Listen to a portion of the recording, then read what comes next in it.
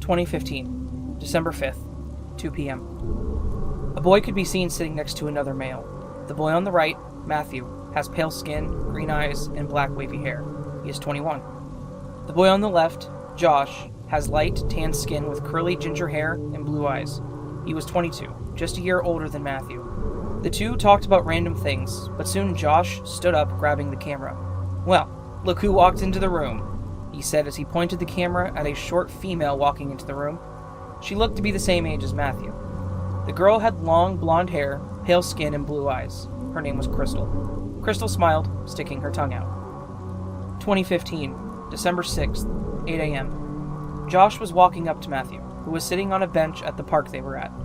"Josh, is that camera your lover or something?" Matthew said as he chuckled, looking up at Josh. "I mean, sure," Josh said with a laugh. He then turned around to see Crystal walking up to them. Crystal smiled. "Hey," she said as she tightened her ponytail a little. However, there was something in the distance. A tall, gray-skinned figure, just watching them. Soon, the screen cuts to black. 2015, December 5th, 10 p.m. Josh was walking around his house. "I kept hearing something walking around, but..." He sighed. "I couldn't find anything. I called the cops and they couldn't find anyone either." He then walked back into his room, setting the camera down on his dresser. "I'm keeping this on all night, just in case." Josh soon sat down on his bed before laying down and covering himself with the blanket. 12 a.m. Josh laid fast asleep in his bed. Everything was silent before soon the door opened to his room slightly. Then the screen goes black. 2015, December 8th, 9 a.m. Josh was standing by another male who was sitting on a chair in front of a computer. His name was Alex. Alex had peach-colored skin with dark brown hair that was down to his shoulders and wavy. As he watched the video on the computer, the one from the last night, he sighed. Alex then turned to look at Josh and said, "Okay, you have to be pranking me." "I'm not, trust me," Josh said with a sigh. "But what do you think I should do?" Alex stayed silent for a moment before standing up. "Honestly, I don't know, man, but I would just take a year-long break from recording." 2016, March 1st, 8 a.m. "Hey, my name's Anthony, Josh's friend. Josh told me that I could have the channel, but he didn't tell me why. I guess it was because he just didn't want to have it anymore. Well, here are some things I recorded." Anthony sat at a restaurant along with Josh, Crystal, and Matthew. They all seemed to be having a good time. 2016, March 2nd, 10 a.m. Matthew can be seen sitting on the couch by Josh. Josh looked up at the camera and smiled slightly. However, Matthew soon got up. "I have to go," he said as he walked outside. Josh and Anthony followed, but the audio cuts out. In the distance, the same tall, gray-skinned figure can be seen. 2016, March 3rd, 4 p.m. Anthony sighed as he started to speak. "So, I've been noticing that something has been appearing in these videos." He paused for a moment before saying, "Matthew left when it came around, so maybe he knows something about it. I might go talk to him." 4:21 p.m. Anthony can be seen sitting on the couch beside Matthew. "So, I've seen something in these videos, and you seem to have known it was there." Matthew sighed. "I've been seeing it more recently. I started seeing it when I was 14 or something." He then stood up and grabbed a piece of paper with a symbol on it. It was an X with an arrow going through the middle. "Ever since I started seeing this thing, everything went wrong." Soon, a message flashes on the screen for a split second. "Carrier." Anthony now held the paper looking at the symbol. "Strange," he mumbled. 2016, March 4th, 2:09 p.m. Anthony could be seen sitting in front of an old newspaper from 1876. "A cult?" he said as he read through it. He then saw the symbol. One of them was the same one Matthew had on the paper. They stayed in a building that's near here. He then got up and grabbed his phone. 2:12 p.m. Alex, Josh, Crystal, Anthony, and Matthew sat on the floor by the newspaper. "Okay, what are we going to do about it?" Crystal said as she looked at them. They all shrugged. Then Anthony said, "Maybe we could look in the buildings where they said they stayed? We could find more answers, maybe." Matthew thought about it for a moment, then nodded, and so did Crystal and Alex. Josh shook his head. "No, stupid idea," he said before getting up. "I'm just going to go home." 2016, March 5th, 9 a.m. Matthew could be seen sitting in the back of the car, looking out the window. Crystal sat next to him, and Anthony could be seen driving the car. Alex held the camera. They soon came up to an old-looking building. Some windows had been smashed. 9:05 a.m. Anthony and the others could be seen walking into a room. There were old notes, but the ink on them were smudged. What the hell did this even say? Alex said, looking at the notes. They all looked at each other. 2016, March 6th, 1:09 p.m. Me and Crystal went back to the building to search for clues. Matthew and the others couldn't come since they were busy. Anthony and Crystal could be seen looking around the room in the abandoned building from the last video. There have to be some clues here, Anthony said as he looked around. Then the screen cuts to black. 5:12 p.m. Me and Crystal searched the building for some clues on who these cult members were. We couldn't look it up since no one knows what happened or who they were. After looking for 5 hours, we stayed at a hotel for the night. Anthony could be seen walking down the hall to his hotel room. A girl's voice calls out. He looked over. The girl had peach-colored skin with brown hair that stopped at her shoulders. "Hey, Anthony, I haven't seen you in a while." Anthony nodded. "Oh, hey, Alice. And, yeah, it's been a while," he said with a sigh. "What's the camera for?" Alice asked as she put her hands in her jean pockets. "Oh, just to record things," he said with a nervous chuckle. "I'm doing a little investigation on a myth, so just, yeah." Alice nodded. "Oh, okay." She then said, "Well, I'm just gonna go. It was nice seeing you," she said before walking away. 2016, March 7th, 8 a.m. Anthony and Crystal could be seen outside the building once again, but soon they hear footsteps. The screen cuts to black, and the audio cuts. There was a gunshot, and Crystal could be heard screaming. 8:01 a.m. Crystal could be seen running up to the hotel and into her room. She shut the door, setting down the camera. However, the screen cuts to black, and she could be seen laying on the floor. A figure could be seen sitting on the chair in the room. Mason. He looked at the camera and smiled before the screen cuts to black. 2016, March 8th, 8:07 a.m. I found the camera on my porch this morning. I watched the video that was posted a few moments after the last one. Here's that clip. Mason was holding the camera, hiding behind trees as he recorded the events of the last video. Josh could be seen walking by them with a gun, and then there was a gunshot. 8:02 a.m. Mason could be seen dragging Crystal into the woods before laying her down. Then the screen goes black, and Crystal's gone. I went to Josh's house to confront him, but of course he wasn't there. Me and Alex tried looking for Crystal and Anthony, but we just found blood. 2016, March 9th, 2 a.m. Alex slept over at my house. I thought I'd record myself sleeping in case anything happened. Matthew could be seen asleep on the bed. Alex was lying on a sleeping bag on the floor. For a split second, the tall gray figure can be seen standing in the corner. Then the screen cuts to black. 2016, March 9th, continued, 2:06 a.m. Mason can be seen standing over Alice, who was sleeping. Soon, the screen cuts to black, and then when it comes back to normal, Alice and Mason are nowhere to be seen. 2:10 a.m. The tall, gray-skinned creature can be seen standing in the distance in the woods. The screen glitches. Soon the creature said, "The time is running out." Then the words Mr. Misfortune appear on the screen. 2016, March 10th, 2 p.m. Matthew could be seen sitting on the couch, listening to a voicemail from Alex. He holds his head as he listens. "Hey, Matt, look, I'm sorry I left without telling you, but I just can't. We've lost almost everything due to this thing. I just want to get away from it all. I'm sorry." March 11th, 8 a.m. Matthew can be seen getting out of his car and walking into Lake Hill Woods. He takes a pocket knife out of his pocket, looking at it before starting to walk. "Well, Josh wanted to meet me here. Here I am," Matthew mumbled. Slight whispers could be heard as he walked. 8:12 a.m. Matthew stood looking around. He soon saw Josh looking at him. "You brought it here," Josh said as he looked at Matthew. "You're the reason all of this started." Josh stepped closer to Matthew. "And the only way to get rid of it is to kill you." Just as Josh raised his gun, Matthew tackled him, dropping the camera. The audio cuts out as the screen glitches. Soon, Josh went limp. Matthew stood up, holding the now blood-covered knife. He grabbed the camera and walks back to his car. Matthew gets in and sits down, setting the camera down. Matthew's nose was bleeding. He was breathing heavily as he grabbed onto the steering wheel, his hair falling in his face as he looks down. But soon, he looks up and out the window. The screen starts to glitch. 8:14 a.m. The driver's seat is empty. Soon the glitched screen and the words, "This is the end," appeared on the screen, along with the symbol.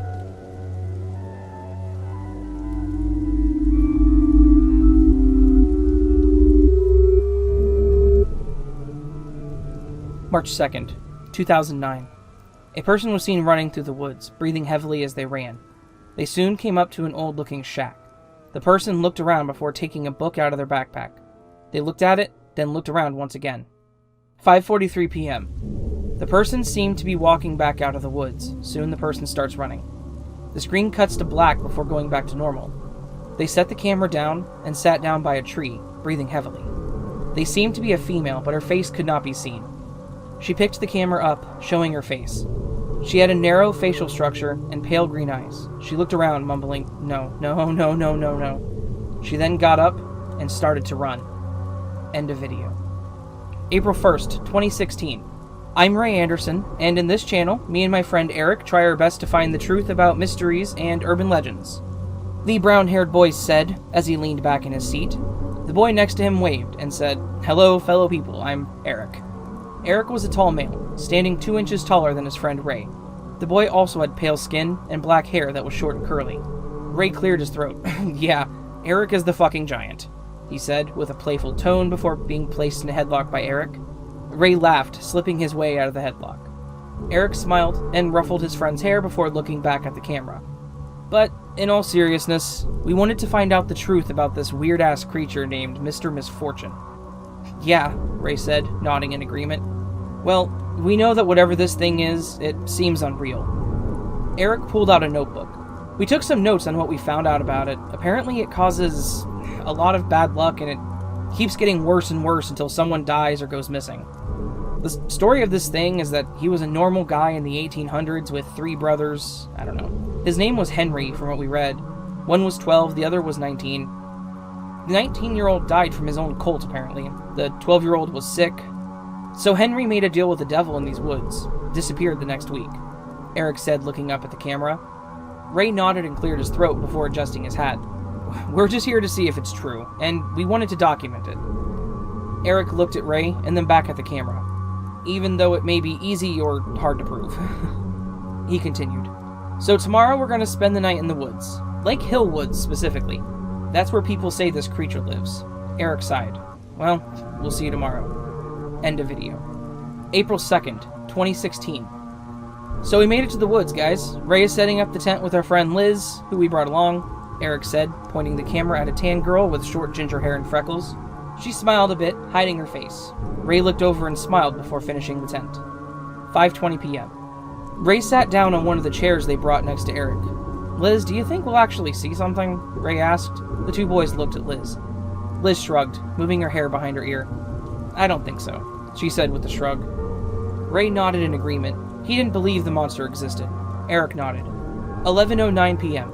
The friends slept peacefully in their sleeping bags. The camera sat by Eric's sleeping bag, facing towards the entrance of the tent. It was silent, really. There was only the sound of wind, but whistling could faintly be heard before it fell silent again. End of video. April 3rd, 2016. Ray yawned, sitting up and rubbing his face before getting up and going outside to see if anything was moved, but everything was the same. Eric woke up, along with Liz. 12:30 p.m. So now we're back from the woods, and nothing happened. We reviewed the footage from last night, and we didn't see or hear anything, Ray said as he leaned back on the couch. Liz nodded. "Yeah, I think we heard a few deer come by or something, but that's about it." Eric nodded. "Yeah, but we'll probably go in the woods again. See if anything happens so we can prove whether or not this is fake," Eric said. Ray sat up and adjusted his hat. "Before we end this video, you may see Liz in the videos a lot," Ray said, crossing his arms. "We'll see you soon." Video ended. April 5th, 2016. "So we're heading back to the woods, but we found something out recently," Ray said. Eric was driving, so Ray was holding the camera. Liz sat in back reading the old newspaper they had found. "So apparently, some guys went missing and they ended up never being found. Matthew King, Josh Lee, Anthony Harris, and a few others," Liz said. "Yeah, and this was a year ago," Ray said with a sigh. "People say the monster in the woods took them." 9:17 a.m. Eric looked around before pointing the camera back at Liz and Ray. They walked to where they had camped. Once again, there was nothing weird. Ray leaned against a tree before starting to speak. So, some of you have been saying the reason we didn't see or hear anything was because we didn't summon him. Eric put his free hand in his pocket. So me, Ray, and Liz planned to summon him to see if that works, he said. 11:56 p.m. They all sat in the dark, the only source of light being the 3 candles. Ray took out his pocket knife and held it up to his hand. Ray bites his lip as he quickly cut his hand with the blade. Eric took the pocket knife from Ray before slicing his own hand. Shit, he mumbled. Liz did the same as the other 2. They all let a drop of their blood onto the forest floor. They all waited there for a second, looking around at each other. A few more minutes passed, nothing. Nothing's happening, Ray said. Well, then we proved it, that whatever this thing is, it doesn't exist. Eric soon replied before grabbing the camera. Video ended. April 5th, 2016, 2 a.m. Ray's home. Ray sighed as he lay in bed, tossing and turning. A loud thud comes from the next room. Ray instantly stood up and got out of bed, grabbed his bat, and stepped out of his room. Static fills the screen. When the static cleared, Ray laid on the ground, his nose and ears bleeding. A tall man stood by him. Gray skin, no eyes, painfully torn skin by the mouth. He wore clothing that looked to be from the 1800s. End of video. April 6th, 2016. Ray's home. 8:17 p.m. Eric held the camera as he walked up to the front door of Ray's home. He knocked on the door, looking around before he heard the door open. Ray's warm smile greeted him. "Hey, what's up?" he said as he let Eric in. "Didn't know we were recording today," Ray said as he sat down on the couch. "Yeah, I was thinking maybe we could do like a vlog thing, you know?" Eric replied as he sat the camera down on the coffee table and sat down. Ray sat with his head down for a moment before looking at Eric. "Hey, since you're here, I had this weird dream last night. I just remember static," Ray said as he rubbed his eyes. Eric nodded. "Oh, probably just your mind. Don't worry about it too much," he said as he looked at Ray. Video ended. April 7th, 2016, 9:20 p.m., Ray's home. Ray sighed as he looked at the camera. He sat in his room on his desk. He cleared his throat and started to speak. "So, recently I've been getting strange emails, dreams, and honestly, I have no idea what to think about it." He rubbed his eyes and sighed. "I don't know what the fuck is going on, but I feel like something is taking over," Ray said before looking behind him. End of video. April 9th, 2016. Eric's home, 8 a.m. Eric, Liz, and Ray sat at the kitchen table. Ray looked down at his hands and started to speak.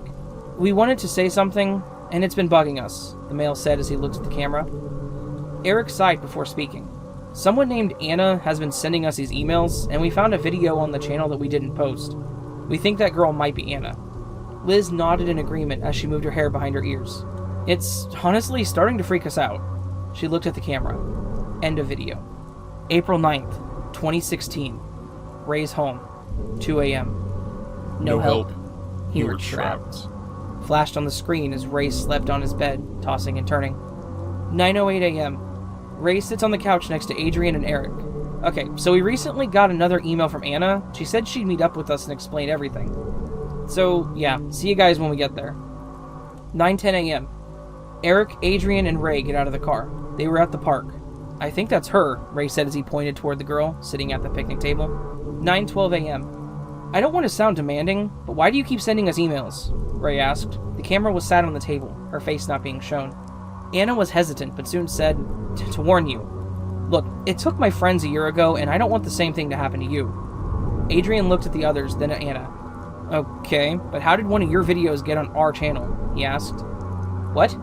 I don't know what you're talking about," she said, her tone sounding genuinely confused. "I'm not sure, honestly," Anna said as she glanced over to the woods. I have to go." She got up and ran away. They instantly get up to follow. 9:55 a.m. Eric was sitting in the back seat as Adrian drove. "What the fuck was that all about?" Ray said in an annoyed tone as he held his head. Eric points the camera out the window, then back at Ray and Adrian. "She saw something, I think." Adrian sighed. "Let's just take a break from this." April 15th, 2016. Lake Hill Woods, 8 a.m. Eric sat by a tree as he looked at the camera. Ray stood by him. Eric soon spoke. "So, guys, it's us again. Today, we thought we would do something a little fun and explore some abandoned places. Now, don't worry, we got permission by the owners, but sadly, Liz couldn't join us today." Ray chuckled and put his hands in his pocket. "Yeah, it's not like we would just bust down the fucking door," he said with a laugh. Eric laughed a bit as well, rolling his eyes playfully. Oh, and meet the lovely cameraman for this video, my brother, Adrian. You'll probably see him in other videos as well, though, Ray said as he smiled. 2:21 p.m. The boys walk up to an old factory. It looks to be from the 1800s. As they walk, Ray turns to face the camera. Okay, so a bit of random history, cause why the fuck not? He cleared his throat. This factory was built in 1856 by Anderson Liu. He built the factory to make clothes and fabrics. Now apparently, one of the family members of Henry Harris worked here, the boy said before clapping his hands together and smiling. 2:57 p.m.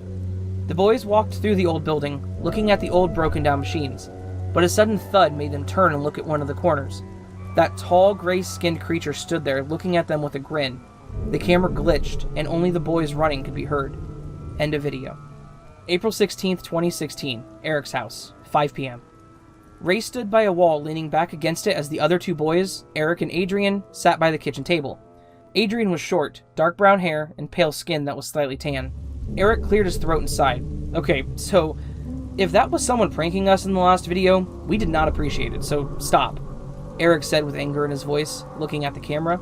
He sighed and looked down. End of video. April 17th, 2016, Adrian's home, 10:50 a.m. Adrian, Eric, and Ray stood by a fire pit. Liz stood behind the camera recording. Hey guys, this is just something a little different. We want to do a random vlog to keep our minds off what's been going on, Eric said as he smiled slightly. Ray nodded. Oh, and I don't think we've really properly introduced my brother, Ray said as he playfully ruffled Adrian's hair, which made everyone snicker a bit. Adrian chuckled and waved at the camera. Hi, I'm Adrian, Ray's brother, he continued. I'm a college student who goes to school for filming. Plus I like mysteries and shit, so I wanted to help these guys out. 11 a.m. They all sat around a fire pit. The camera sat on an extra chair. Ray sipped on a can of soda before speaking. Hey, who can tell the most fucked up story? He asked the three. Liz chuckled. It's not even Halloween yet, but okay, she said with a slight smile. She sat up in her chair a bit. The screen glitched, the audio cut off. The tall creature could be seen standing behind a tree with its yellow sharp teeth. 11:19. Ray sat up quickly, his nose bleeding. He mumbled something under his breath. Eric stood up, holding the camera as the others stood up as well. End of video. April 17th, 2016, Adrian's home, 12 a.m. Liz and Adrian sat by Ray on the couch. Ray was looking down, everyone was silent. Eric sat on the floor holding the camera. Ray sighed, glaring up at Eric. Turn it off, he mumbled. Turn the fucking camera off, Ray yelled. April 20th, 2016, Maplewood Park, 11:20 a.m. It was silent for a few days, but then we got these directions, Eric said as he drove. Ray sat in the passenger seat. Liz and Adrian sat in the back seat. Hopefully we get to sort things out with the fucker who's been pranking us, Ray mumbled. 11:24. The group walked into the park. No one was there but a box sat on a nearby bench. What the fuck? Ray said as he walked over to it. Adrian was hesitant like the others. Liz was the one to open the box. The only thing inside was a note. Ray picked it up and read, "Look behind you," he said with a confused look. Eric pointed the camera around them. When he pointed it back by the bench, the tall, gray-skinned creature stood there. The screen turned to static and only the sound of the group running could be heard. 12 p.m. Eric was sitting at his desk looking through an article. The camera was sat on the desk. Ray could be seen sitting on the floor, his head leaned back. Adrian and Liz sat on the couch. Holy shit, he said before picking up the camera, showing the computer screen. Ray looked up and over at the computer. He stood up and started to read the article. 1878, Stephen Anderson, who was the brother of Henry Anderson, was found dead in the woods. He was said to have been killed by his own cult due to a cult member wanting a certain book that he had possession of. Adrian and Liz seemed confused. Suddenly, Adrian walks out of the room. April 20th, 2016. Adrian's home, 11:39 a.m. Eric sat on the couch beside Ray and Liz. Adrian stood by the wall as he looked down. Everyone was shaking and silent. I don't think this is anyone pranking us, Adrian mumbled. Ray looked up at Adrian. Well, no shit, he sighed. Eric soon spoke. If it's real, we have to document it, he said as he looked at the others. Ray looked at him, anger building up. Eric, that thing is dangerous. We shouldn't keep recording something that can fucking kill us. Eric looked at him. He sighed. We made this channel for a reason, Ray. Liz looked at them, holding her head. She sighed. Calm down. Maybe Ray is right. We shouldn't record. We should just take a break, Liz said as she looked up at them. Eric sighed and nodded. Okay, fine. He didn't like the idea of not recording, getting evidence, but he had to stop for a bit. I know this isn't the best time, but I think I should stay at Ray's home, and Eric and Liz can stay at Eric's house or something, Adrian said as he looked up at the others. End of video. April 21st, 2016, 2 a.m., Adrian's home. Adrian laid in bed, the covers covering his face. A thud can be heard, which woke Adrian up. Adrian sat up almost instantly and got out of bed. He grabbed the camera and walked out to the dark living room. "Ray?" Adrian called out. He walked over to the door to the attic. Hesitantly, Adrian opened the door. He turned on the light and saw Ray standing over by the wall. He looked over at the other male with a grin. He turned to face him before starting to walk over. The audio cuts out. End of video. April 21st, 2016, 3 a.m., Adrian's home. Ray woke up, his nose bleeding heavily. He couldn't remember anything. He was lying on the floor of the guest bedroom with a camera by his side. He got up and picked up the camera as well. Ray walked to Adrian's room. "Adrian?" he called out. Ray started to panic. He ran around the house. Adrian was gone. End of video. April 23rd, 2016. Liz's home, 9 a.m. Eric sat at the kitchen table next to Liz. The two were silent for a moment before Liz spoke. "So, we wanted to update you guys. Adrian's missing. We don't know where he is, and Ray didn't want to be in this video, which is understandable." Liz sighed, holding her head. "We'll update you guys when we can." End of video. April 23rd, 2016. Lake Hill Woods, 3 a.m. A boy laid on the ground. He looked similar to Adrian. The boy's hand was covered in blood as he lay face down on the dirt floor. End of video. May 1st, 2016. Maplewood Park, 9 a.m. Eric walked toward a park bench. Ray was standing by it, his hand in his pockets. As Eric got closer, he put the camera in his pocket. "Hey," he said. Ray looked up. "Hey." Ray sat down on the bench. Eric took the seat next to him. Ray clears his throat. I've been having those weird dreams recently. With the woods, you know? I just don't feel like myself sometimes," Ray said as he sighed. End of video. May 1st, 2016. Liz's home, 2 a.m. Liz sat at her desk. She was writing something. A loud thud came from the next room over. She grabbed her camera. Liz felt like she needed it. She hesitantly stood up and walked out of her room. Liz looked around and jumped when a loud knocking sound came from the front door. She quickly turned to the front door, hesitantly walked downstairs and over to the front door. "All right," she mumbled, taking a deep breath. Liz opened the door. There was no one there. It was quiet. 2:30 a.m. Liz woke up. The room was dark. She wasn't in her home. Liz grabbed the camera and stood up, looking around. What the fuck? Liz walked toward the door and tried to open it, but it wouldn't open. She froze when she realized that this was Ray's house. Liz heard humming coming from the living room. She walked in the living room with a shaky breath. Liz saw Ray sitting on the couch. He seemed to be holding something in his hand. "Oh, howdy, fella," he said as he looked at the female. He stood up and smiled. Liz backed up. She was in shock. "Ray?" Liz said as she backed up. "What the hell is wrong with you?" she said as she moved away. Ray gasped, acting hurt. "Well, fuck you too," he sighed and moved over, grabbing Liz by the arm and pushing her onto the living room floor. Liz quickly got up. She was confused and scared. "You sick fucker," she yelled as she backed up.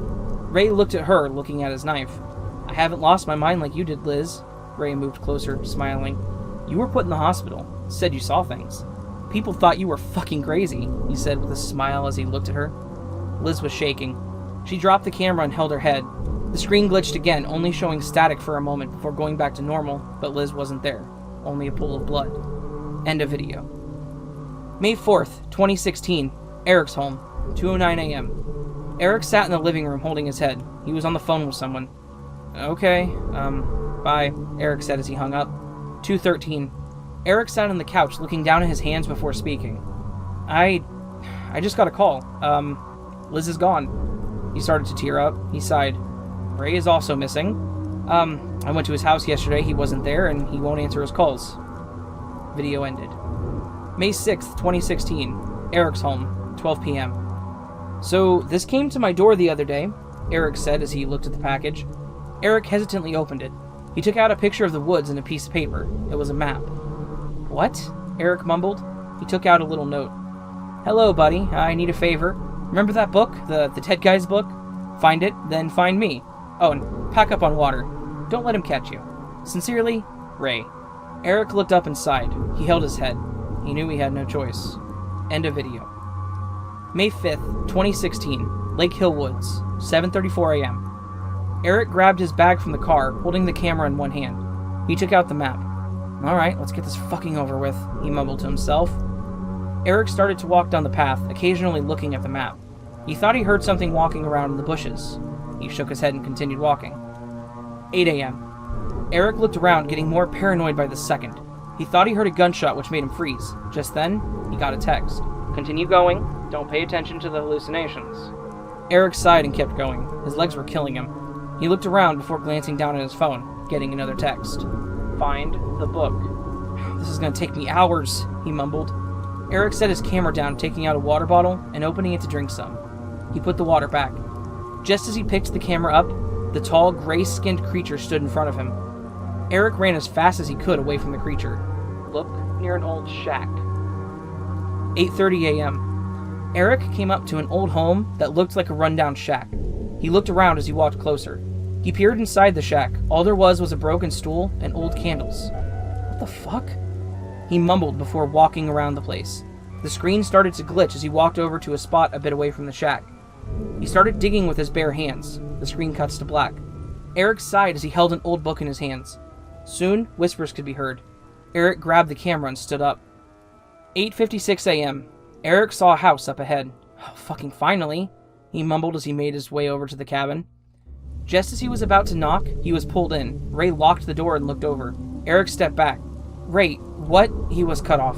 Have a seat, Ray said as he looked at Eric. He smiled creepily. What? No, fuck you, he said as he glared at Ray. Ray sighed and pushed him into the chair. I said, sit the fuck down. He smiled and then sat down at the opposite end of the table. Eric looked at him, then looked around the place. He looked back at Ray with a confused and scared look. So, I know you're scared and confused, don't worry. I will explain everything. But I need something from you first, Ray said as he pulled out an old-looking piece of paper. I need you to draw a symbol on here, he said. It's the one you see in your dreams a lot, Ray said with a smile. Eric looked at him. But why? Why me? He asked. Why did you take my friends? Ray sighed and smiled. So I could break you. You're broken now, I can tell. He laughed a bit. And second, you are the only one I need. You see, I needed someone tied with the symbol in some sort of way, he said with a smile. And you, my friend, are. Ray handed him a pen. So I need you to do this for me, and you're in my house, so you know you have to. Eric looked at him and sighed. He took the pen, but then stopped. How can I trust you? How do I know you're not going to kill me like the others? Ray laughed and stood up. Eric, I'm your friend. Eric glared at him. Don't bullshit me, he said as he looked at Ray. You killed them. I saw the videos. Ray laughed. Oh, I killed them. How fucking sad, he said as he laughed. He cleared his throat. Now, draw the symbol, or I cut off one of your fingers. Do you want that? Eric glared up at him. Fine, jackass. Eric took the paper and drew the symbol, shaking slightly. He put the pen down and looked at it when it was done. The light flickered above them. Eric looked up instantly. What did that just do? Ray smiled. Well, now that it's done, do you have the book? He looked at Eric. Eric stood up. What the fuck did I just do? He said as he looked at Ray. Tell me what just happened first. Ray grabbed him by the collar and looked at him. Did you find the book? He said with a straight face. If I ask you a question, just answer, alright? He smiled creepily before letting go. Eric took the book out of his bag, setting it on the table, and then crossing his arms. There, he mumbled. Ray smiled and laughed a bit as he picked it up and looked at it. Finally, he looked at Eric. You, my friend, did good.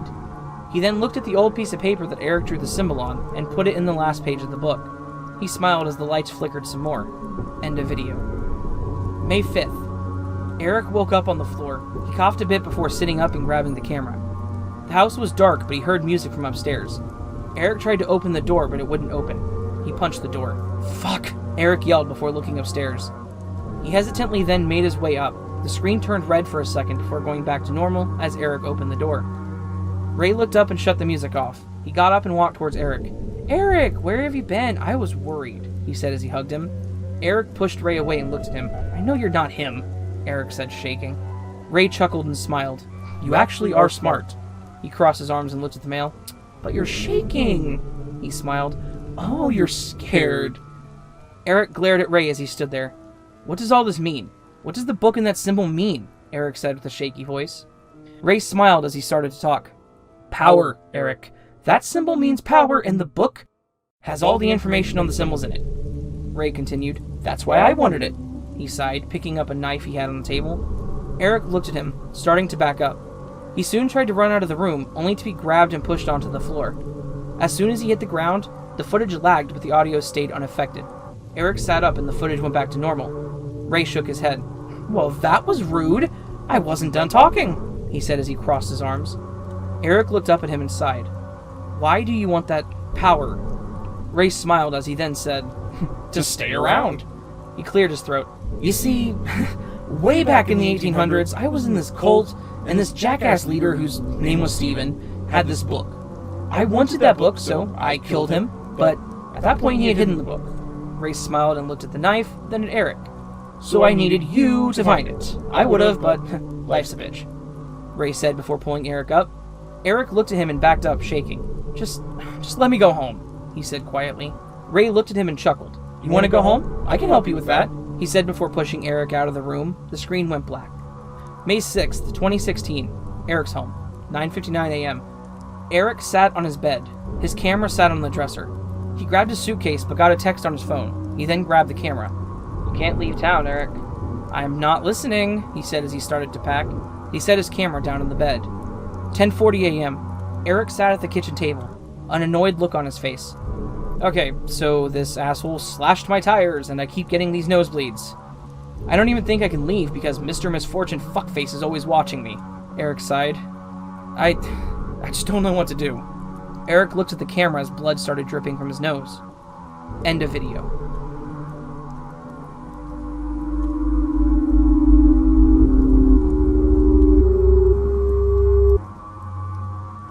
(2017) November 20th. A boy with dirty blonde hair, green eyes, and pale skin sat on the couch of his living room. He looked to be 19 years of age. Soon the doorbell rang, the boy got up and opened the door. End of video. November 23rd. Hello. The boy sat in front of the camera. He smiled slightly before beginning to speak. Hey, I'm Ryan. I made this channel just to record things, I guess. He cleared his throat before smiling slightly again. End of video. November 25th. Hanging out. Ryan was walking on a bridge next to a tall, light tan-skinned male with black long hair that was in a loose ponytail and blue eyes. He wore a dark gray sweater and dark brown jeans. What's with the camera? He asked as he looked at Ryan. Oh, just for my channel, Ryan replied. Hey, Dylan, want to go to the new restaurant? He asked. The screen glitched slightly as a figure appeared in the distance. End of video. November 26th. Game time. A girl could be seen sitting on the couch next to Ryan. She had short brown hair and pale skin with bright blue eyes. She wore a green hoodie with dark blue jeans. They looked to be playing video games. You suck at this, she said teasingly. Ryan laughed a bit and playfully shoved her gently. Shut up. I ain't that bad at it, Catherine. Guys, I don't suck at gaming. Trust me, Ryan said as he looked at the camera and smiled. 3 a.m. Ryan woke up to a loud thud in his closet. He got up and grabbed his camera from the dresser. He hesitantly went to open the closet, but a loud, distorted screech came from the closet when he got close. Ryan ran out of the house as the screen glitched. End of video. November 27th. Someone was recording from a distance, hidden behind trees. Ryan was sitting next to his friend, Catherine. They were at a park, sitting on a bench. They were talking about college and whatnot until Ryan says, Hey, something really weird happened last night. There was this thud in my closet and then a high-pitched screech. Catherine looked at him. That's weird. Think it was a raccoon or something? She asked as she crossed her arms. Ryan shrugged. Maybe. I may go check it out. End of video. November 28th. Ryan walked upstairs into his room hesitantly. He soon opened the door slowly before walking inside. He froze. His room was a mess, but the one thing that stood out was a hole in the wall of his closet. What the fuck? He mumbled as he looked around. Soon, Ryan quickly walked outside and sighed. End of video. November 30th. Message. Ryan sat at his desk and sighed. So, recently I saw a video on my channel. I didn't upload this. Someone was recording me from a distance. I don't know how or why, but it creeped me out. I called the cops, but the video disappeared before they could check, and they didn't find anyone in my home either. Ryan rubbed his eyes before saying, I think I'll be taking a break for a bit. End of video. November 30th, continued. Peekaboo. It seemed to be at least 2 in the morning. Someone stood by Ryan's bedroom window. The camera glitched and the person turned to face the tall, gray-skinned figure. Its arms were longer than normal humans, and it wore clothes from the 1800s. Its mouth was painfully torn, making black liquid leak from its mouth when it smiled. The person quickly ran off. End of video. December 16th. I'm back. Dylan could be seen sitting next to Catherine while Ryan sat across from them. They were at a restaurant and seemed to be having fun.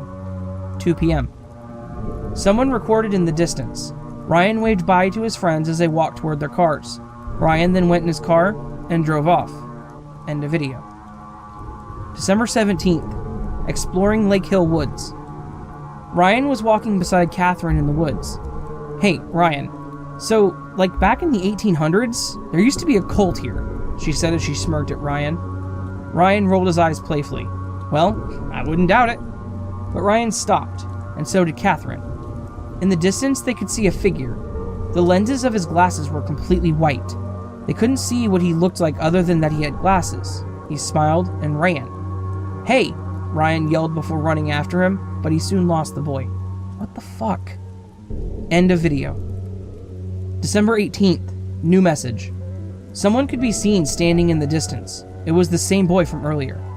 He smiled as the words "Time is running out" appeared. He seemed to be in the woods on a bridge. Soon the words "From Mason" appear on the screen. End of video. December 25th. Merry Christmas. Ryan was sitting down on the couch next to Dylan and Catherine in the basement. Soon the doorbell rang. Well, that must be Jaden, Dylan said before getting up and running upstairs. Soon Dylan came back down, followed by Jaden. They had reddish-brown, short hair, slightly pale skin, and brown eyes. Jaden wore a black and white t-shirt with the hockey mask design on it, and they also wore blue jeans. Well, now that everyone's here, let's open up the gifts, Ryan said with a smile as he stood up. He then handed everyone their gifts. End of video. December 25th, continued. 2 a.m. Jaden lied in a bed sleeping as someone recorded outside the window. Soon a faint growl could be heard as the screen glitched. A symbol soon glitched on the screen, an arrow with lines on both sides. End of video. January 14th, 2018. Ryan was walking down the path in the woods with Dylan, Jaden, and Catherine. They were talking about college and other things, of course. Soon Jaden jumped on Dylan's back. Dylan smiled and gasped dramatically. "Oh no, I'm being attacked," he said as the others laughed. Catherine soon pointed to a piece of paper on a tree with the same symbol from the 2 a.m. video. Ryan walked over to it and took it off the tree. "Okay, what the fuck? Did any of you put this here as a joke?" he said as he looked at the others. They all seemed confused and freaked out. End of video. January 15th, short video from 2016. This video was from 2 years ago. I was 17 at the time. I was looking back at my old videos from my Twitter account and found this. I didn't notice it at first, but when I look back at the old videos or photos from around April of 2016, I spot it somewhere hidden. I don't know why it chose me, and I don't understand any of this. Ryan walked down over to Dylan and Jaden in the living room, but Dylan looked at Ryan and smiled slightly. Jaden walked into the room and stuck their tongue out slightly at Ryan. But there was something by the window. It was too dark to see what it looked like when the group didn't seem to notice it. End of video. January 20th, 1 down. Jaden was walking around the woods. They seemed to be shaking. "I don't know how I got here. I'm being watched," they said with a shaky voice. They seemed to be recording with their phone. "I can't call. I can only record." Soon they stopped and backed away, starting to run away from something. End of video. January 21st, looking for Jaden. Ryan, Catherine, and Dylan walked in the woods. "We should follow the path they ran in the video," Dylan said as he looked at the others. The others agreed, of course. 8:09 a.m. They soon came across Jaden leaned against a tree, limp. "Holy shit, Jaden," Ryan said as he rushed over along with the others. The audio cut out and the footage lagged. When it went back to normal, a boy with black wavy hair and pale skin, Smiley, could be seen standing in the distance. He wore a white mask with a black painted smiley face on it. Soon the footage glitches as the three run out of the woods. End of video. January 22nd. Visit. This is the first part of what was recorded 2 days after the last video. Catherine and Dylan don't know about this. Ryan woke up sitting on a chair. He soon looked up and around before he noticed Ray sitting across from him at the table. The brown-haired male smiled and looked at Ryan. Someone's finally awake. Ryan looked at him, panic setting in. Where the fuck am I? He quickly stood up, only to be pushed back down in the chair by Ray, who got up to stand by him. My house. Now, don't be a rude guest, Ray said with a serious tone and expression. Ray then smiled creepily at Ryan before sitting back down across from him. Ryan felt a chill run down his spine. Why am I here? Ryan asked as he looked at Ray. Well, I'll get to that in a minute. Ray then cleared his throat. You're here because I need something from you. I need you, Ray said, looking at Ryan. He took out the book before starting to speak again. You're tied in with this. It's all symbols and shit. But you, he looked up at Ryan, you are the carrier of the last symbol I need. Ray smiled before leaning back in his chair. Ryan looked at him, unsure of what to say. He was confused and scared. Why do you want these symbols? And what's in that book? Ryan asked as the footage lagged slightly. Ray smiled before picking the book up and looking at it. This is the main source, but it's not as powerful without all the symbols, Ray said with a chuckle. I probably should warn you that Mr. Misfortune prick will do anything to get to you, Ray said, standing up and walking over to Ryan. Break your mind, your friendships, all just to get to you and take you, Ray said before smiling slightly. End of video. January 23rd, 2. You can't draw the symbol right now, you need to see it, to have it inserted into your mind, Ray said as he looked at Ryan. When it's time, I'll get you, he said before standing up and adjusting his hat. But till then, always keep an eye out, Ray said before opening the front door. Ryan stood up and made his way out of the home. He looked around, realizing he was in Lake Hill Woods. Quickly, he started to run out. In the distance, Smiley and 2 other figures could be seen watching. End of video. January 20th, 2 a.m. Jaden was running but soon turned around. Dylan, don't, they said with a shaky breath as they backed up. Dylan could be seen standing a few inches away. He held a gun as he pointed it at Jaden. Soon the screen went black before returning to normal. Jaden was leaned up against the tree as Dylan walked away. End of video. January 24th. Update. Ryan sat on the couch as he held his head. He sighed before starting to speak. Catherine is missing, so is Dylan, that fucking... He stopped himself before getting up and walking away, quietly sobbing. 2 p.m. Ryan sighed and looked down at the table. I've been seeing this in my dreams, this symbol. Now I'm not only seeing it in my dreams. Every time I look in the mirror, I see it on my hands. Ryan looked up, the screen going black. End of video. January 25th. Looking. Mason could be seen watching Ryan as he laid in bed. He soon smiled and walked away into the hall. End of video. January 26th.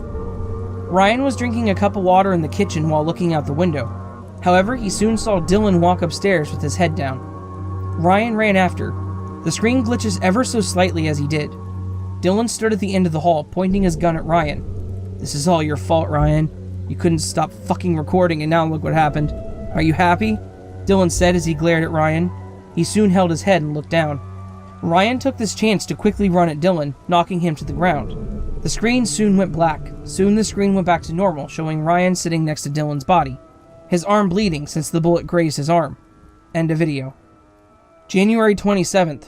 Final visit. Ryan soon found himself sitting in the chair across from Ray. Damn, didn't know you had the guts to kill him, Ray said with a chuckle. He had the book open to a blank page. I'm guessing you know why you're here, Ryan? Ryan looked at him. He sighed and grabbed the pen in front of him.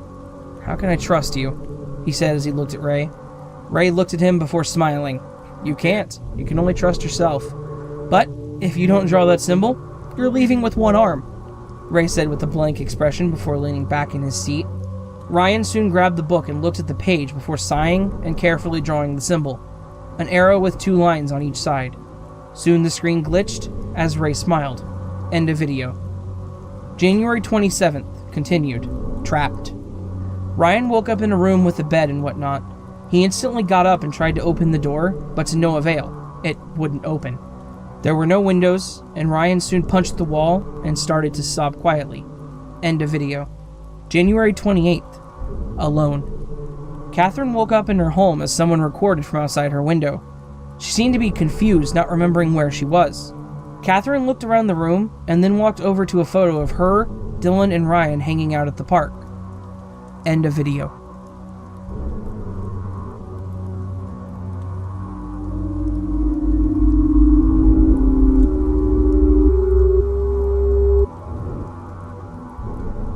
Is it going to be another one of those nights? Her voice had a hint of annoyance.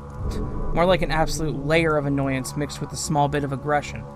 You do realize it's 2 a.m, right? I know, Shannon. I stared down at the desk with my head in my hands. Some nights, it was easy to give up and go to bed. But sometimes, the night would only lead my mind into a painful abyss of thought. I'm sorry, but yeah, it's one of those nights. They're getting more and more frequent, Hayden. She stood in the doorway to the small office. You need to think about seeing a therapist. A therapist isn't going to help me solve this. Neither is killing yourself like you have been. She had a point. I think you slept a total of 13 hours so far this week. It's not that bad. At least I'm sleeping some. Hayden, it's Thursday. She chuckled. I know you want to solve this, but you need to take care of yourself.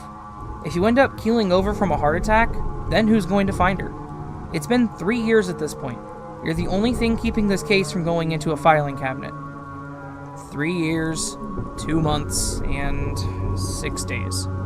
My eyes were locked on a picture of a young girl with copper hair as my mind swam in a pool of regret, frustration, and whiskey.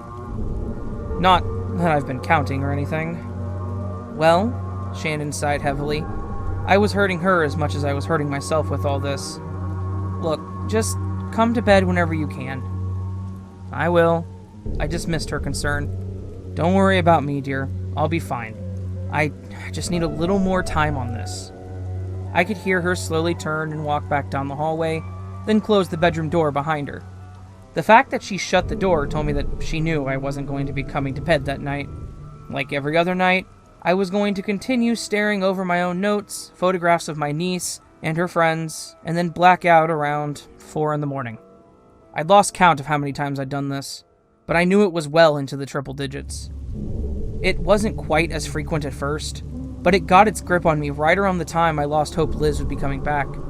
I don't know how 3 full years had passed and she disappeared. I could remember the phone call like it happened this morning. My brother called me and told me that no one knew where Liz was. I remember rushing over to her place, taping everything off, scraping together as many clues as I could. Going through her laptop, I found these weird vlog-style videos. It looked like she and her friends were working on some sort of art project. I remember trying to get a hold of Ray, Eric, and Adrian, but none of them could be found. I called their parents, and they hadn't heard from them for almost a month. That's when I started connecting Liz to more cases. There were almost half a dozen missing people from the beginning of that same year. There were 3 more in 2018. How the hell had 14 people gone missing with little to no investigation? How the hell do the police of that small rural town sleep at night knowing they haven't done a damn thing to locate more than a dozen young adults that just up and vanished? It made me sick to think about. I double-clicked on one of the videos and watched as the program loaded up the short clip of my niece with her friends. So we made it to the woods, guys. Ray is setting up the tent with our friend Liz that we brought along. Eric's deep voice boomed from the speaker of the computer, then the camera pivoted towards Liz. She smiled and hid her face as she held one of the props for the tent. I closed that video and clicked another. It was a short video from the same day, but a few hours later. Liz, do you think we'll actually see something? Ray stared at Liz from his lawn chair. I don't think so. She shrugged and stared out into the woods. What were you all trying to see? I shook my head and stared at the folder of evidence.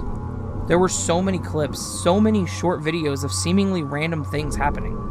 Was this serious? Was this just an art project? I held my head. No, it had to be some dumb thing they were doing for fun. Monsters don't exist, Hayden. I dropped my forehead into my right hand. The alcohol had worked its magic.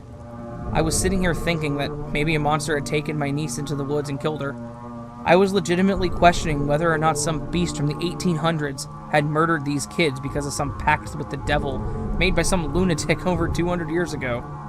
No, it had to be one of those dumb kids games like Bloody Mary or Slenderman. One of those campfire stories meant to make it hard to sleep at night. Basically, just some adolescent bullshit that wasn't even worth thinking about. I stared at the back of my eyelids for a few more moments, just trying to drown out the painful tension that filled the silence in my head. The darkness in my vision stretched out for miles, and the silence, albeit accompanied by the starting of a headache, was comforting, as it settled into every crevice that was the void of my big, empty skull. I could feel myself drifting off into a state of pure relaxation, a slight trance even, just humming along to the silence and slowly falling into an infinite emptiness. The only thing that interrupted the silence was a strange ping of static, followed by a faint sound. It sounded like screams, like the muffled screams of a scared group of young adults that couldn't escape whatever nightmare had taken over their existence. The darkness started to give way to what felt like an empty TV channel. Pure static to match the grinding sound that was starting to pull the silence out from the recesses of my mind. The static and screams gave way to a voice. This voice sounded so familiar, yet so foreign. The words it spoke were jarring and painful. They cut deeply into the hollowness of this slumber as they ripped into my mind. There is no escape. There is no end. I could hear a sense of arrogance to the voices that chimed in. The screams and confusion slowly gave way to the voice and to the symbol in the static. Embrace. Follow the carriers. From within the static of my mind was an image I'd seen before. It was an X with an arrow pushing through it vertically. This image felt like it was calling out my name, like it was trying to pull me to something that I was supposed to find. Something I was supposed to... Hayden! The voice shouting pulled me from my focused thoughts and forced my head upwards. Did you seriously sleep here all night? Huh? I stared around and wiped drool from my cheek. Oh, shit. As the room came into focus, I realized where I was and what was happening. Oh, Shannon, I'm sorry. I shook my head and tried to focus on the room. What time is it? It's 5:30. She grimaced at me. You blacked out again? Something like that. I glanced over toward the small TV in my office. The black screen reflected the floor back at me. Hey, when you came in here last night, was the TV on? Like, just on a staticky screen or anything like that? Hayden, I don't think you've turned that thing on in about 2 years. She dropped a mug of coffee on the desk. Why? Did you have a weird dream or something? Yeah, some strange-ass dream about static and some creepy-ass voice. I grabbed the mug and took a gulp of the scorching liquid. That was incredibly painful. Thank you. You have some incredibly boring dreams. Shannon leaned against the trim of the doorway and smirked at me. You literally dreamed of static? Yeah, it was probably nothing. I drank the rest of my coffee, slammed the mug back down, and stood up from my chair. Sorry I didn't come to bed last night. Shouldn't you call in? I can't imagine you actually slept. I slept enough. I grabbed my jacket and phone and kissed Shannon goodbye before walking out the door. The open road was nothing more than another chance to get lost in my own mind, thinking of Liz, of her friends, and of the others that had gone missing. It was also another chance to think about the dream I'd had. Why was I still thinking about it? Why was I still focusing on something so unimportant? And what was the point of the voice? What did it mean by, follow the carrier? A whispered voice echoed from what appeared to be the car speaker. I glared down at the radio. The LED was brightly lit with the word off, the exact way that I had it every day when I drove to work. I was never one for the radio. I didn't care for music, yet my speakers were talking to me. What the hell is going on? I shook my head and stared back at the road as I pulled into the station. I was losing it, plain and simple. The lack of sleep, the rapid deterioration of my mind from the drinking, and the stress was finally going to take its toll on me. It was about damn time. Morning, Hayden. Randall Pierce, my eccentric young partner, more like my underling and soon-to-be replacement, shouted in my direction. You look like shit today. Hey, right back at ya. I grinned and shot my insult back his way. But yeah, I do. I hardly slept last night. I'm pretty sure you wore that shirt yesterday. Randy chuckled and shook his head. I wore these pants too. I didn't get dressed this morning. I sat at my desk, pressed the power button on my monitor, and stared at my wallpaper. My mind started racing again as I stared at the various icons and folders. Hey, Randy? What's up, Hayden? Do you want to go get a drink tonight after hours? My treat. I stared at my screen and opened up my email and the case file program. You're asking about going to the bar this early in the morning? Yeah, I like to plan ahead. I typed in the case number that I was looking for. Well, Hayden, I could hear Randy chuckle slightly. As much as I would love to go out with you tonight to the bar, I have plans with Derek tonight. You know he gets upset if I cancel on him. Damn, I glanced over at him. You really do love him more than you love me, don't you? Oh, come on now, don't do that. He laughed again. It's not that I love him more, we just have the whole legal thing going on. Something about a ring and a ceremony. Yeah, gotta throw that marriage BS at me as an excuse. Consider it a rain check. Randy leaned back toward his monitor and went back to typing whatever he was typing. My computer made a beeping noise indicating that I had a new email. I clicked over to it and read the message that I had received. A channel you subscribe to has uploaded a new video. I clicked it and opened it. What are you... My voice trailed off as I clicked the link inside the message. A browser window popped up and loaded a video site. The video quickly loaded, and a slightly glitched image popped up on the screen. Okay, so this asshole slashed my tires, and I keep getting those nosebleeds. I don't even think I can leave because Mr. Misfortune fuckface is always watching me. The man in the video let out a very heavy sigh and dropped his eyes onto the table in front of him. I just don't know what to do. The man in the video stared back at the camera, and blood started dripping from his nose and down onto his shirt. His eyes were locked on the camera for several moments before the video started to distort. After a few seconds of the distortion, the video cleared back up with the young man grinning at the camera. His shirt had a significant amount of blood on it, and the room was darker. His toothy smile was nothing short of terrifying. There is no escape. There is no end. Embrace. The man started to laugh slightly and once more opened his mouth to speak. Follow the carrier. What the hell is this shit? I shook my head and looked over the page. There was no indication of who had uploaded it, who owned it. Nothing about the page looked familiar, and I certainly hadn't subscribed to any channel like this. I stared at the scene and tried to piece together everything. The video was shot in what looked like a dining room, a comfortable room with dim lighting. The young man looked familiar to me, but I couldn't quite place him. I kept staring, trying to figure out who it was or what was going on, when I noticed something on the outside of the window. The figure looked like a tall man with gray skin, long hair, and dark eyes. It looked almost human, but it wasn't. As I focused on the figure and went to take a screenshot of it, the page with the video closed. Damn it! I quickly opened my email back up and went to my inbox, but the message was nowhere to be found. I clicked on the trash folder, the spam folder, and each of the other folders that existed, but the message was nowhere to be found. Hey, Randy, do you know how to find an email if it disappears? What do you mean by disappear? He disregarded my frustration. Like, disappear. I wasn't sure how else to explain it. It was there, it was open, and now it's gone. It's not in the trash or anything like that, it's just literally gone. You could have the IT department check the server and see if they have a copy of it.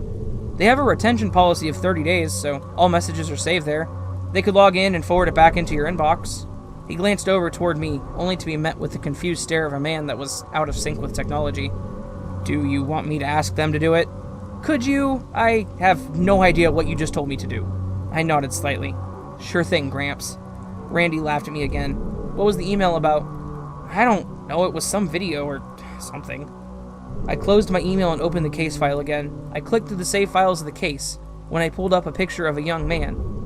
Actually, it was a video about this guy. Eric Williams? Randy's voice had a tone of disbelief. He's been missing since May of 2016. He was friends with your niece. He shifted his look toward me. Are you sure it was him? Yeah, he was sitting at a kitchen table talking about a Mr. Misfortune slashing his tires and how he couldn't leave. I looked down at the keyboard. Then he said something about following the carrier? Huh. Randy bit his lip slightly and patted me on the shoulder. Well, hey, I'm gonna let you sit here and lose it, and I think I'll go talk to the IT guys directly. You know, give you a couple of minutes to yourself. Oh, shut up. I shook my head. He was right. It did sound insane. Thank you, though. I appreciate it. He walked away, leaving me to stare at the picture of Eric. How the hell did he send me a video? And what the hell was that in the background? I shook the questions from my mind. They weren't going to get answered by anyone or anything around me. I clicked through the evidence folder and opened various items. I did this every day. Even though I was supposed to be working on other things, I opened the case file every morning without fail. I shuffled through the pictures. Photos of Eric, photos of Liz, of Ray. There were photos of their bedrooms, of the small traces of blood left behind in each. There were short reports about what the techs found in each location, of the minimal evidence that was left behind in the disappearance of each of them. This information linked to the other 2 collective cases. Josh, Matthew, Anthony, Mason, Ryan, Dylan. All of it was linked together within one file. And all of it seemed to have the same amount of information. Even with this all being true, nothing in the files seemed to point to any answers. Nothing pointed toward any hint or semblance of possibility of ever solving this case. I clicked through the photographs and opened up the last one on the list. The photograph was of Liz's room. It was mostly empty, and it didn't look like there had been much of a struggle. Off to the side of the photograph, I noticed what looked like a notebook, and on the cover was that same symbol I saw in my dream. It was an X with an arrow through it, pointing vertically in both directions. Why was this on a notebook in Liz's room? Most importantly, what was in it? I shoved myself away from my desk and walked downstairs to the evidence room. I signed in and made my way toward the corner of the evidence room that I knew quite well. I grabbed the box and rifled through the contents, tossing items onto the floor until I got to the orange notebook from the photograph. The cover had the symbol, drawn crudely in pen and scratched into the cardboard cover. I grabbed the edge of the evidence envelope and ripped it open, chain of custody be damned, and then pulled the notebook out and started flipping through the pages. The first few pages were laid out like a normal journal. Notes about Liz's day, information about things going on with her friends. April 2nd, 2016. We decided to go camping for fun. They kept mentioning some legend. April 9th, 2016. We got an email from some girl named Anna. She seems to know something. April 23rd, 2016. Adrian is missing. Ray refuses to talk about it. He seems distant. Should we get the cops? May 1st, 2016. Something is wrong. I keep feeling like someone is watching me. I keep feeling like something is creeping around my window, but every time I look, there's no one there. I stared at this entry. This was seemingly the last thing written in the diary, and it was written on the day that she was presumed to have gone missing. She knew something was going to happen. I could feel my face getting hot. Why didn't you call me, Lizzie? Why didn't you tell someone? I sighed and closed my eyes as the rush of emotion came over me. You could have called me. I would have been there. I slowly started to shut the notebook, when I noticed that there was a page near the end of the journal, among the empty pages, that had something written on it. I turned to it and stared at the words. Wait, this was written after she... My words drifted off as I read the writing. May 5th, 2016. Find the carrier, follow the carrier, find the cabin in Lake Hill Woods. There, the carrier waits. I closed the notebook and stared off into the evidence room. It was more nonsense about whatever the hell the carrier was. Why had no one logged this? Why had no one taken a photo of this entry? Why had this not been made part of the investigation? This was obviously an important part of this whole situation. Unless it wasn't there. My words slipped through my lips as I thought about the possibility. Whatever this situation was, it was starting to look less and less like it was rooted in reality. Something about this felt like it was almost paranormal or supernatural. Like something was calling to me. The dream, the voice, the video, and now this? Logic quickly made its way through the window of my brain, and I could feel myself becoming engrossed in this crazy urban legend. I tossed the notebook back into the box and shut it, shoving it back on the shelf, and then turned to press my back against the wall. What if this stupid game was real? What if there was some demonic entity that cursed the woods and hunted on those who managed to summon him? There was really only one way to find out. I left the evidence room and started making my way toward the front door. Randy stepped out of the elevator and stopped me. "Oh, there you are, Hayden," he cheerfully greeted me. "So, I asked IT about that email. They said that nothing had come into your account all morning. Not sure if it was spam or something, but the system didn't see it." He glanced at me with a look of concern. "Where are you going? Is everything okay?" "Randy, I need you to cover for me. I need to head out for a little bit." I didn't mean to be rude and dismiss him, but if there was something that I needed to find in Lake Hill Woods, and I was going to go right then and there. I may have something on Liz's case. Oh, should I go grab my jacket? I can come with you if you need me to. He gestured toward the elevator. No, it's all right. In the case that I was going crazy, I couldn't risk him seeing me lose it. It's just one of those gut feelings, and it's probably nothing, but I'll be back in a little bit. All right. I could tell that he was still concerned about the situation. Just call me if you need backup. I'll be there faster than you can hang up the phone. All right, Hayden? Thanks. I patted him on the shoulder and quickly left the station. The road was fairly clear for the time of day, and the trip out to the patch of woods near Lake Hill was a quick one. My wheels pressed into the soft ground of the parking area. I threw my door open and stepped out onto the gravel. What the hell was my plan? What was I going to do? How the hell was I ever going to find a cabin that supposedly resided in this area? Follow? A voice rang in my ear from what felt like every direction. I glanced around the area until my eyes fell on a young man standing in the distance and staring at me. Follow the carrier. Well, if you want me to follow you, then lead the damn way, I shouted at him. I'd had about enough of this. His mouth shifted into a smile and he turned, walking into the forest. I shoved my hand down and undid the holster of my gun. If I was going to blindly follow this kid into the woods, I was going to do so armed. I followed him through the tree line, keeping a safe distance from him and watching both directions for any sign of an ambush. After what felt like forever, he took a sharp turn and I lost track of where he was. I pulled my gun and held it down, turning in a slow circle and looking for him. What the hell had I just gotten myself into?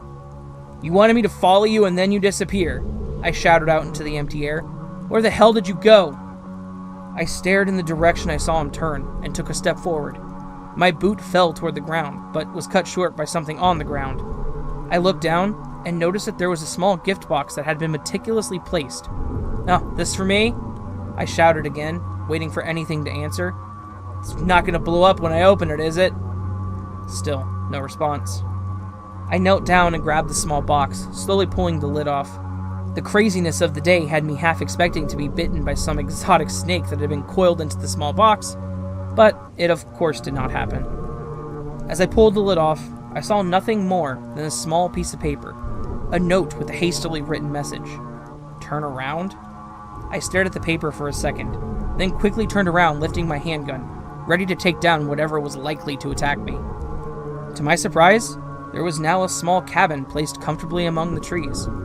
This cabin wasn't there before. I knew for a fact it wasn't there. What the absolute hell? I muttered my pointless question. How did the cabin suddenly appear? How did they pull this trick off? I stepped toward the door of the cabin and knocked, shoving my pistol into my pocket. I honestly had no idea what else I should do. This cabin didn't exist less than a minute ago, and now it did, and I was obviously supposed to be here. You didn't have to knock, you know. The young man in the cabin pulled the door open and quickly glanced up at me. Oh, you're not... What the hell is this place? The question wasn't the one I intended to ask, but it's the one that came from my mouth. It's my home? He stared at me confused. I'm sorry, who are you and what are you doing here? I have no idea. I stared at the man in front of me, then into the cabin. The decor of the cabin was minimal. There was a bed and a table and not much else. I'm Detective Hayden Richardson, and you are... Wondering why you're on my property without a warrant. Your property? I shook my head. Son, your cabin is on federally protected land. You live in the forest behind Lake Hill. Close, but not quite. I own this corner of the land. I have all the documentation that outlines my property against the forest, and if you come back with a warrant, you can look at it. The tone of his voice was almost arrogant. I stared at his dark eyes. Something about this man was familiar. Do I know you? I questioned him. You look familiar. I have seen you somewhere. Maybe. I have no idea who you are. You were one of them. I nodded and took a step forward. You were one of the people that went missing.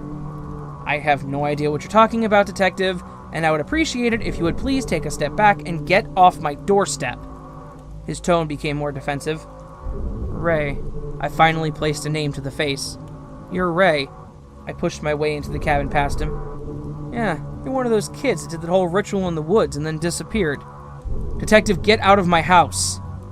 What the hell are you doing here? Where is everyone else? Where's Eric? Where's Liz? I pushed on in my questioning. Detective, you need to get... I turned and grabbed him by the shirt, cutting his statement in half. Where are they? I gritted my teeth as I stared him eye to eye and held him against the wall. Where is Liz? The look on his face started out as one of minor panic, but quickly turned into a slight smirk as he stared at me. Tell me where my niece is, or so help me, I'll make whatever demon you summoned the least of your problems, you son of a bitch. Detective, please. Ray chuckled slightly. Don't bring my mother into this. She was such a nice woman. You think this is funny? I reached down and grabbed my gun again, placing the barrel against Ray's chin. You think I'll hesitate for a minute to pull this goddamn trigger? If you know where my niece is, either you tell me, or I'll paint your walls a new fucking shade of red. Do it. Ray stared at me eye to eye and smirked. Pull the trigger, Detective. Pull the trigger and put an end to this. Pull the trigger. I kept my eyes locked on his. They were dark, distant, almost inhuman. As I stared at him, pulling in deep and aggressive breaths, I started to feel my head fill with pressure. The veins in my neck started to tense and pump harder, and then I felt a stream of blood fall from my nose. Ah, damn it. I pulled away and wiped my face. The amount of blood was enough to be concerning. What the hell did you do to me? You should embrace it, Detective. Ray started to laugh as he spoke. Embrace it. Embrace what? I was feeling flustered as my head pounded. What the hell do you want me to embrace? What the hell do you want me to do? I want you to embrace the power. Ray lifted his arms and started looming in the corner of the room. I want you to lift your gun and shoot me. Kill me. His voice sounded aggressive as he stared at me. Either you kill me, or I kill you. It's your decision. Oh, like hell. I balanced myself and stared at the young man in front of me. He wasn't human anymore. Whatever demon had taken him over had finally gotten control of the situation, and there was only one way out of this. Tell Liz I love her. I raised my gun and pulled the trigger as quickly as I could. The bullet ripped through the air and met its mark, piercing Ray's skin. As the bullet entered his flesh, he stood there and continued staring at me, a twisted smile on his face. I pulled the trigger again and again and again, yet he was unaffected by the metal piercing his skin. I could tell then that no matter how many rounds I put into this kid, he wasn't going to go down. If you're quite done, he glanced down at the wounds, then back in my direction. What the hell are you? I shouted at him, the distress and confusion of the situation taking over my voice. I am more than you could ever hope to understand, Detective. Ray's eyes grew darker until they were nearly pure black. I'm not, however, merciless. I'll give you what you want, then I'll take what I want. His black eyes and twisted grin shot in my direction, and the pounding in my head increased. I held the side of my head and shut my eyes tightly. I groaned in absolute agony. Slowly the pain subsided, and I opened my eyes again, only to see that I was now knelt over in the middle of nowhere. I stood up and took in my surroundings. Black sky, trees, wet leaves on the ground. Behind me stood a group of 4 people. I instantly recognized all 4 of them, almost as if the information was fresh in my mind. On the far left was Mason, the person that led me into the woods. Next to him was Matthew and Alice, both of them looking pale and lifeless, yet they're standing staring at me. In the front was Ray, once again looming in the foreground. Are you satisfied? What?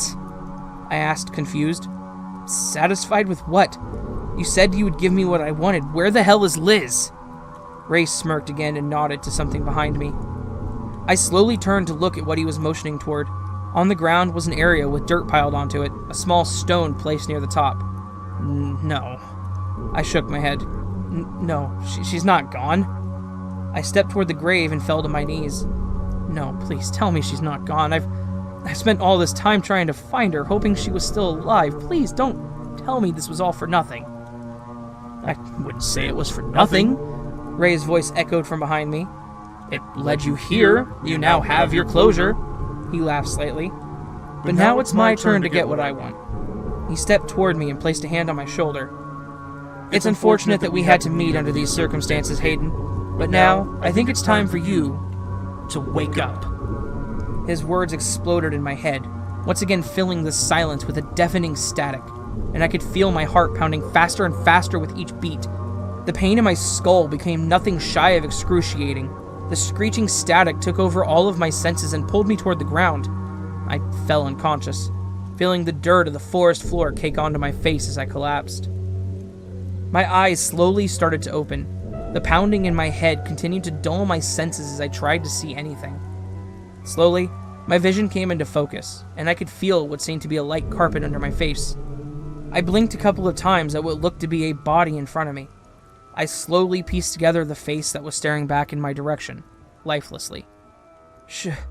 I coughed, blood spraying through my lips. Shannon? I stared at my wife's pale face, twisted in a look of fear. Shannon? How? As my eyes focused on her, I started to realize the cabin was gone. I was lying on my own living room floor. Oh God. I pushed myself up and looked around the room. The coffee table was overturned, the entire room was disorganized. There was a large amount of blood on the carpet where I was lying, and I could feel the wetness on my face, neck, and shirt. I stood and took in the entire room, the entire scene in front of me. There was a gun in my hand, my life was lying on the ground dead from several gunshot wounds, and I was covered in blood. I had killed her. But how? I tried remembering anything, but nothing was coming to me. I shot Ray. I fell against the wall and took in the chaos in front of me. The quiet stillness of the room was ripped apart by distant police sirens. I had been out long enough for the cops to be called, and they were going to be there quickly. I had to get out of there. I had to figure out how this all happened. I ran out the front door and toward where my car was parked in the yard. I threw the door open and started the car, slamming the gas pedal and speeding down the road. This wasn't the end. I was going to find that cabin and make Ray tell me what the hell he had done. I continued down the road toward Lake Hill Woods and pulled off to the side of the road. My heart was racing. My head was spinning as the gravity of the event finally took grip on me. As the adrenaline subsided, I threw my head back and closed my eyes. Oh, God. I took a deep, panicked breath in. I killed my wife. The tears welled up and quickly poured down my cheek. I killed Shannon. I shot my wife. I punched the steering wheel and screamed in anger. What the hell happened? I stared at the woods for a moment and then glanced up into my rearview mirror. In my back seat, I could see a tall man with black eyes and gray skin staring straight at me, razor-sharp teeth gleaming in a horrific smile. My head began pounding again, and the static started ringing once again in my ears. The monster continued its glare as it slowly opened its mouth, showing the points of its murderous smile. Well, that was unfortunate.